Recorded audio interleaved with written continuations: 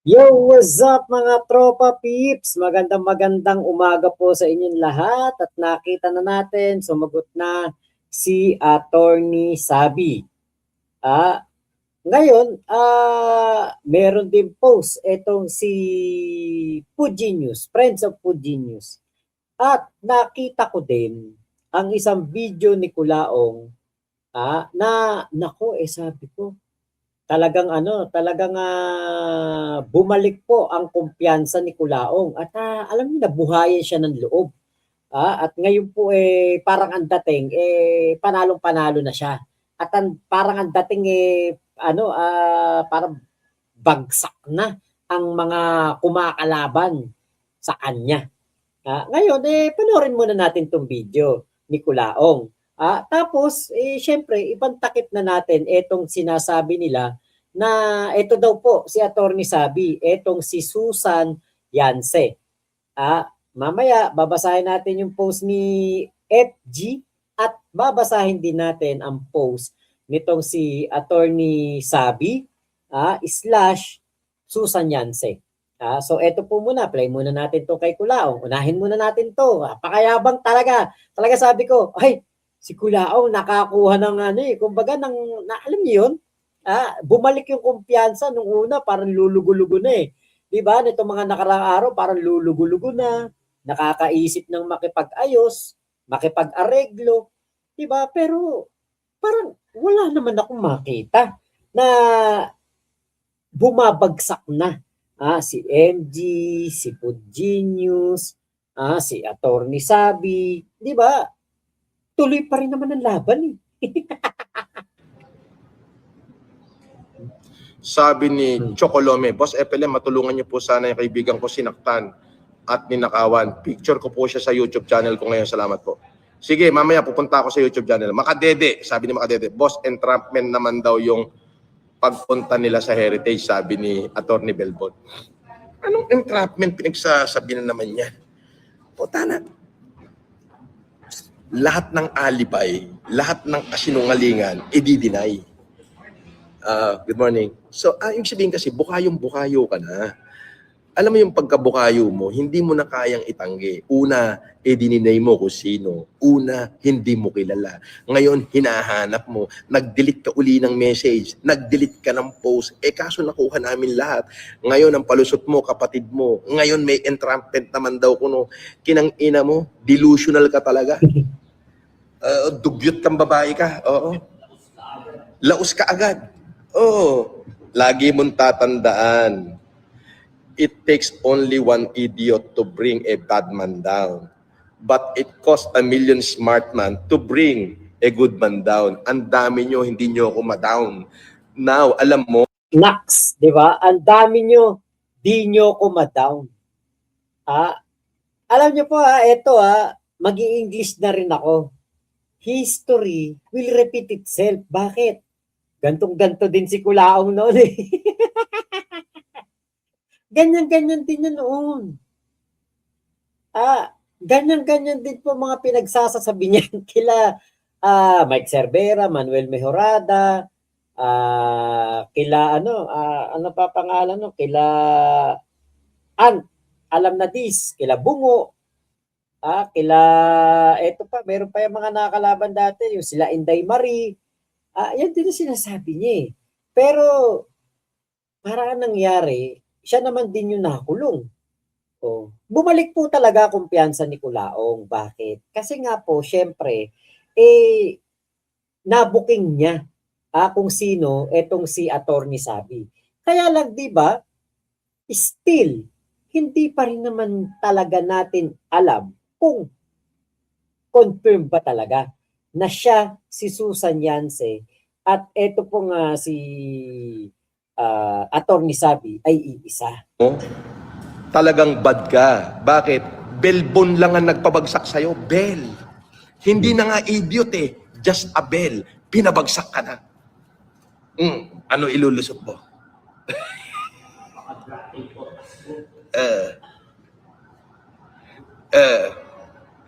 Sabi ni Mac Martinez, gawin ni Sabi para hindi mahuli. Sabi ni Boss Evelyn, pa-shoutout sa girlfriend ko si 11. Boss, ano masasabi mo sa bagong wiretap mo na lumabas? Walang wiretap, luma na yan, tunggak. Huwag mo na ibahin ng usapan. Biruin mo yung ito pagbasihan mo. It takes only one idiot to bring a bad man down. But it will cost 1,000,000 smart men to bring a one good man down. Alam mo kung ano pinakamatindi? Ang nagpabagsak kay Sabi, sila, hindi nila ako mapabagsak eh. Alam mo kung ano nagpabagsak kay Sabi? Bell lang, hindi na idiot. Bell lang, nahuli siya. Bell bond. Biruin mo.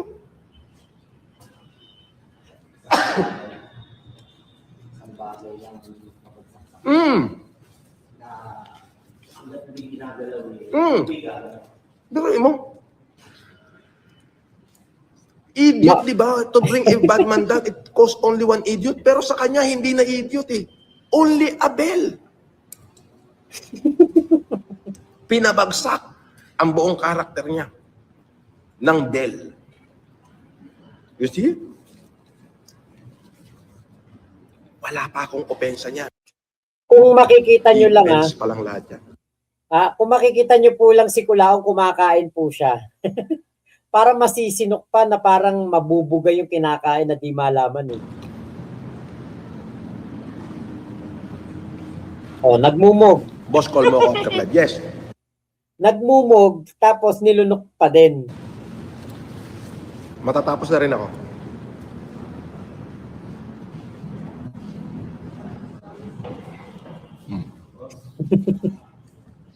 Oh. Yun. Diba?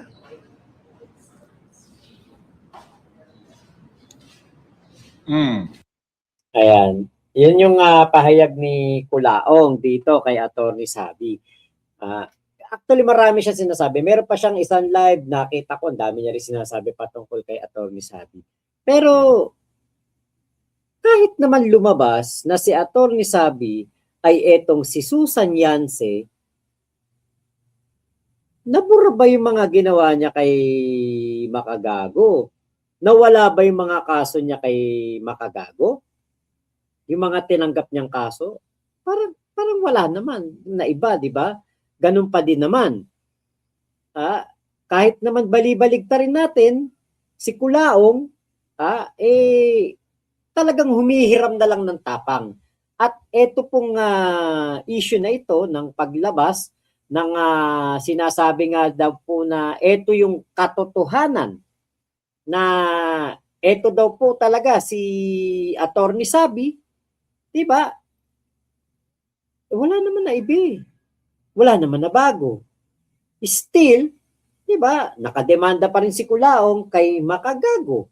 Yung pa rin naman, wala rin po na iba kung ano man ang sitwasyon ni Kulaong, di ba? Yun at yun pa din. Wala naman pong wala naman pong naiba. Di ba? Siya pa rin yung may kasong human trafficking. Di ba? Maaring baka nga na-debunk na si Attorney Sabi, pero wala pong naiba. Kung ano buhay ni Kulaong, natulog siya kagabi, paggising niya ngayon, yun pa din yung buhay niya. Nagpapanggap pa rin siyang Marcos, siya pa din si Kulaong, siya pa din si Norman Mangusin. Wala na iba. Diba? Pero si Attorney Sabi, diba? Life goes on. Actually, si Attorney Sabi, pwede nga siyang maglaho na parang bula ngayon eh. Pwede nga siyang, alam niyo yung mawala na lang bigla at hindi na magpakita sa atin, mawala na yung kanyang FB page, i-deactivate niya. Diba pwede nga mangyari ngayon yun eh. And still, walang bababago. Diba? Tuloy pa rin ang laban. Tuloy pa rin ang ating pagkukulaong. Kaya ewan ko kung ano pinagsasaya ni Kulaong. Kasi para sa akin, wala namang dapat ikasaya. Wala namang dapat na ikatuwa. Kasi, yung pa rin ang buhay niya. Hindi na iba ang buhay niya sa pagkakabuking niya kung si Susan Yance at si Attorney Sabi ay iisa. Diba? Walang naiba eh. So ngayon, puntahan po natin etong post ni Attorney Sabi. Eto po. 3 hours ago niyang post. Ngayon po ay 5:32 ng umaga. Nung nire-record ko to. So mapapanood nyo to siguro alas 9 ko to ma-upload. Ngayon, eto, may naka-post dito, fact. Kung may niloko ko, magkaso ka. Patunayan mo na ako at ang tao na sinasabi ninyo ay iisa. Huwag kayong maghukay ng puntod na matagal nang nakalibing.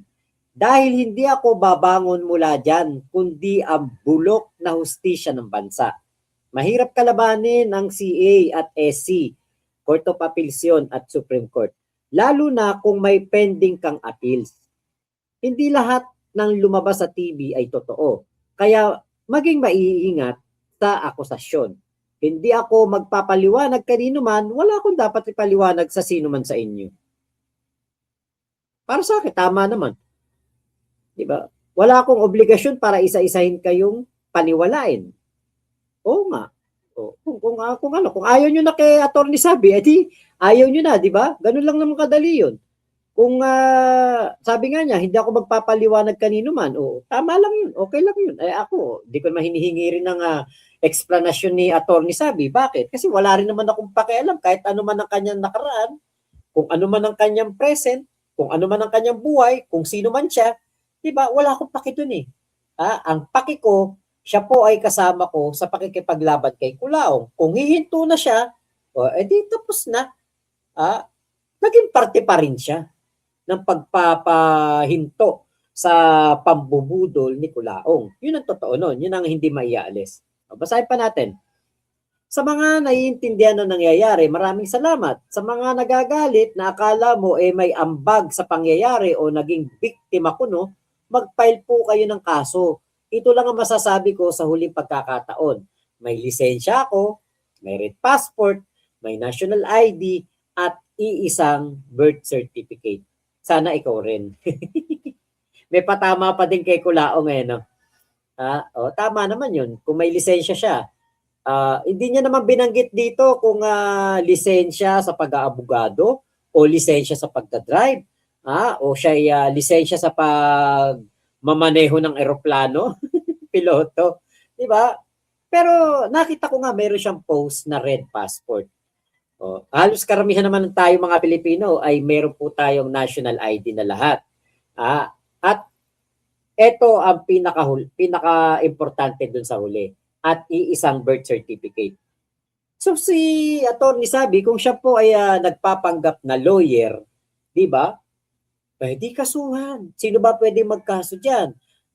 Para malaman natin kung totoo bang siya'y lawyer, ireklamo ba natin sa Integrated Bar of the Philippines? Kung merong mga makaisip niyan, pwede, okay. Diba? Malalaman natin kung ano talaga ang totoo. Pero still nga, hindi naman mababago kung ano si Culaong. Hindi mabubura yung kanyang pagpapanggap na Marcos. Hindi mabubura yung kanyang pambubudol. Hindi mabubura ang kanyang mga ginagawang pagpapanggap na mayaman. Wala naman na iba. Diba? Kaya kung gusto po ninyo na kasuhan si Atty. Sabi, nagkaso daw kayo. Adi okay yun. Diba? Pati ko, magbe-benefit doon. Bakit? Siyempre, gusto ko rin malaman kung ano ang totoo. Pero, ang masasabi ko lang talaga, wala akong paki talaga kung ano man siya. Ngayon, ito pa po ang isa niyang post. Ito pa ang isa niyang post. Sabi pa dito, kayo pa ang disappointed, Ang batayan ninyo ay lumang video ng isang sanctioned operation. Kinalimutan ninyo ang mga kaso ni Norman Mangusin. Naku, wag po natin kakalimutan yan. Exactly what he wants. Na ang krimen ng ibang tao ipasa-pasa sa isang tao na di nag-e-exist. Magaling. So ako na ang subject at hindi na si Norman. Sarap akapin ng may dalang clicker. Kaso di naman nagpapakita yan. Puro yabang lang. Ayun. So, yun lang yung post ni Atty. Sabi. So, basta ako, wala talaga akong pake. Hinahanap ko nga yung kung ano ba yung aking magiging kapalagayan dito, kung ano ba yung aking magiging opinion. wala talaga akong paki eh. Hindi sa akin importante ang pass ni Attorney Sabi. Ah, kasi nga, sabi ko nga, teka, sabi ni MG, abogado niya si Attorney Sabi. Hindi naman porke sinabing abogado, abogado na sa kaso, pwedeng advisor, pwedeng ito ay kanyang consultant, di ba? O nagko-consult siya dito, di ba? Kumbaga, bahala talaga kahit ano ang sabihin kay Attorney Sabi, wala talaga akong maramdaman na pakialam eh. Yung parang ako'y nababahala o ako'y natatakot kasi tinimbang ko eh. Wala namang nabago sa kung ano si Norman Mangusin. Wala namang nabago kung sino si Norman. Wala namang nabago kung ano ang mga kaso ni Norman. Hindi naman siya na-acquit. Diba?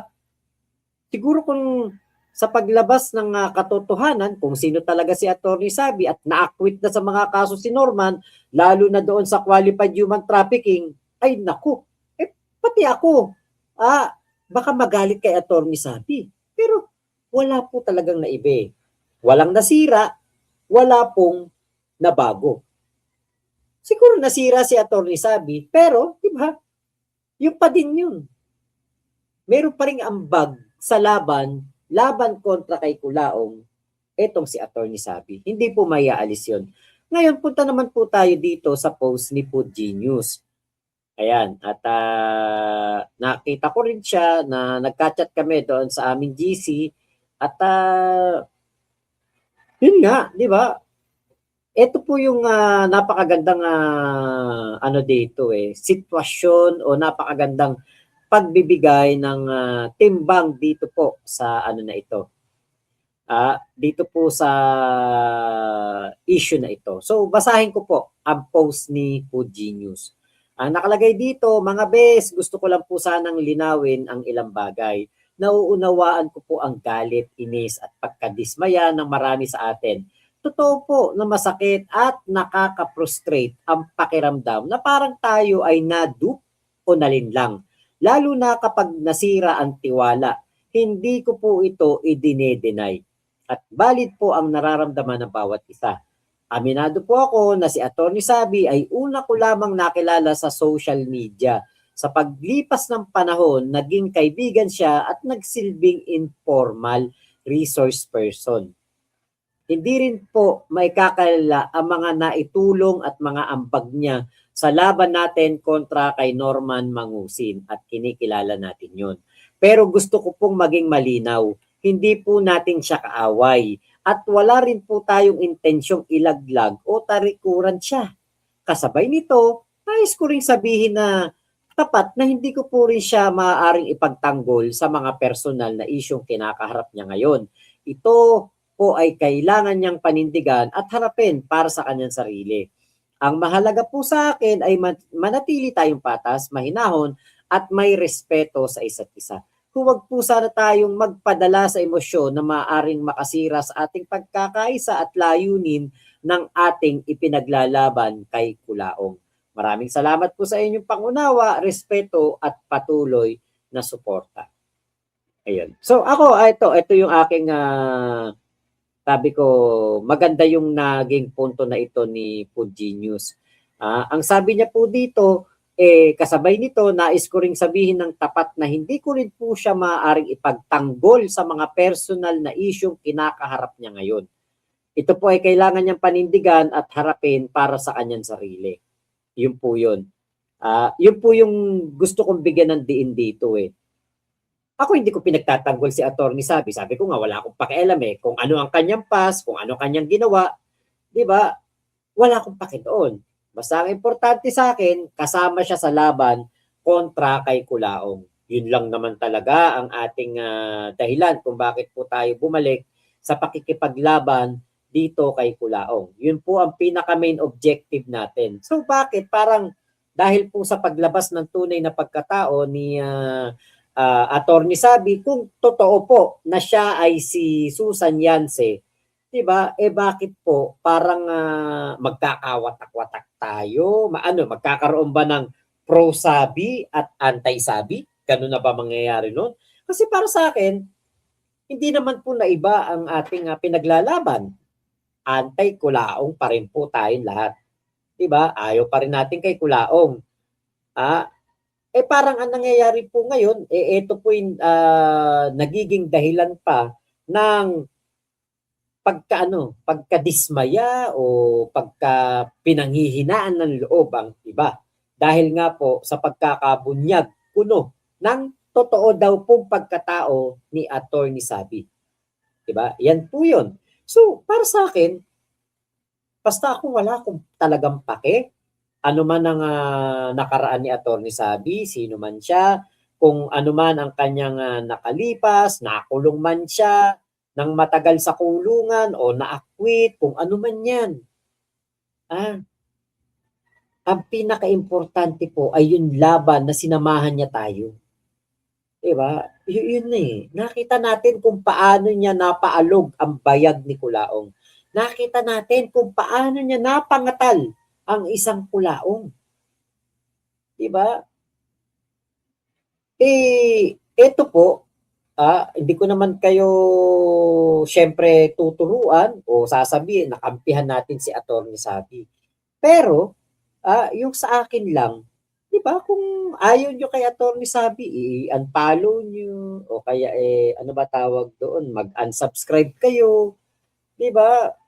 Kasi alam nyo po, kung meron man po siya siguro kasalanan in the past, baka po napagbayaran niya na yun. Hindi natin alam kung na ano ba yan, nagdiretso ba yung kaso, nakapagpiyansa ba siya, ano ba nangyari. Kasi nga po, nakita ko, nakarating siya ng Hong Kong. So, ibig sabihin, nakakalabas siya ng bansa. So, ibig sabihin, hindi po siya katulad ni Norman na humaharap sa human trafficking, na hindi siya makalabas ng bansa. Kasi Attorney Sabi, nakita natin, nakarating na Hong Kong. Diba? O, kung yan ay totoo na nakarating siya ng Hong Kong, ibig sabihin, baka tapos na yung kaso. Kung on bail man, diba, hindi niya ito tinatakbuhan.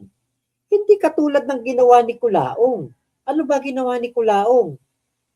Nung po siya nakakuha na ng kaso sa human trafficking, nakakuha ng kaso sa anti-alias law, sa optometry law. Ano ba ginawa ni Kulaong?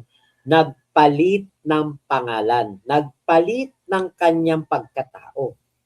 'Di ba? Si Attorney Sabi, hindi naman niya dine-deny na siya si Susan Yance. 'Di ba? Hindi naman siya nagpapanggap na Marcos. Hindi rin naman siya nagpapanggap na makapangyarihan o mayaman. 'Di ba? May attitude lang siya. Ewan natin kung yun ang kanyang normal o yun ang kanyang nakasanayan. Kasi ako sa totoo lang, wala akong paki talaga eh. Kahit sino pa siya, kahit ano pa siya, wala akong paki. Kahit na sabihin pa nga dyan, nambudol siya noon ng mga OFW, noon yun, malay natin kung nagbago na. Diba? Ako po kasi yung tao na hindi po naniniwala sa second chance. Bakit?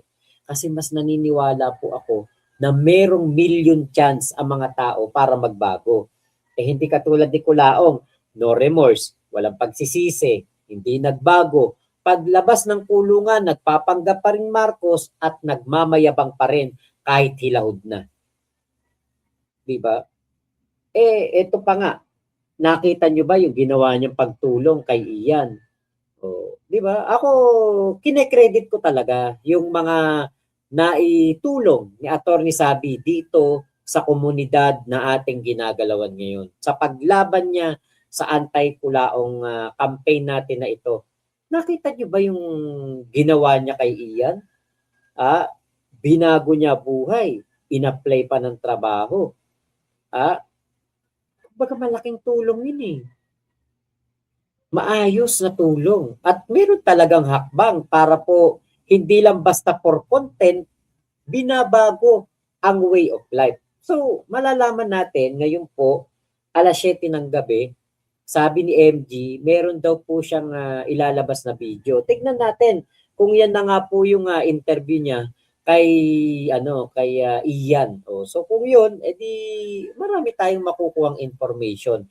at malalaman natin kung ito bang si Attorney Sabi ay pinabayaan ba si Ian. Alam ko hindi. Di ba? Pinakuha pa nga niya ng NBI para makapagtrabaho na. So, well, di ba? Kung si Susan Yance, si Susan Yance at si Attorney Sabi ay iisa. So, merong pagbabago na nangyari. Di ba? So, basta ako wala akong pake kahit sino pa itong si Attorney Sabi. Wag lang talaga siya si Kulaong. So yun lamang po. Maraming salamat sa pagsama nyo sa aking vlog na ito. Sana ito lang panawagan ko sa ating mga kakulaong. Sana itong issue na ito kay Attorney Sabi hindi maging dahilan para ng ating pagkakawatak-watak, pagkakaroon ng pro-Sabi o anti-Sabi. Di ba? Kung ayaw nyo na kay Attorney Sabi, hayaan na lang natin siya, di ba? Kung gusto nyo pa rin siya, edi suportahan. Basta ako, kung siya'y anti-kulaong ako, the enemy of my enemy is my friend. So yun lamang po. Maraming salamat sa inyong lahat. Ingat po kayo. Nasa mang panig kayo ng mundo, huwag pa rin kayo magpapabudol kay Kulaong. Ingat po kayo. Bye-bye. Salamat po.